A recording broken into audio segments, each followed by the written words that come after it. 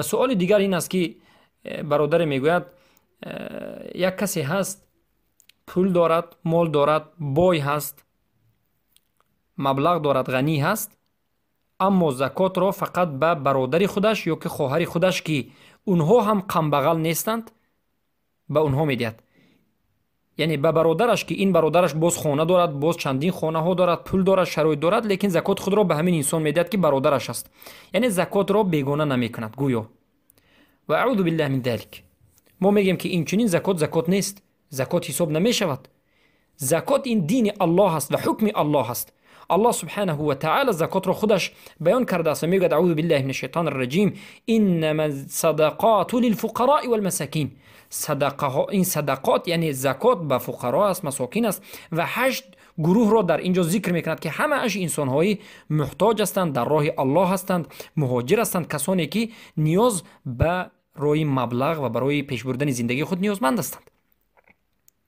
در حقیقت امروز یک مصیبت است که انسان‌های غنی و پولدار و مبلغدار پول خود را، زکات خود را، این زکاتی که حقی گذاشته الله بر بالای این بایها در حق کم بغل‌ها هست، زکات را میبرند به خویشاوندان خود که بای هستند، کم بغل نیستند، به آنها میدن. ما میگیم اگر خویشاوندان شما فقیر باشند در حقیقت اولا باید به خویشاوندان خود زکات بدید. اما وقتی که خویشاوندان شما پول دارند، جای دارند، خانه دارند، چندین خانه و در دارند، ماشین دارند، زندگی خوب دارند، برای آنها زکات دادن این حرام است و جایز نیست و این زکاتی که شما میدید زکات نیست و این حیله و نیرنگ و مکر و فریبی که شما انجام میدید البته در روز قیامت گریبان شما را خواهد گرفت و به عذاب دردناک خواهد برد.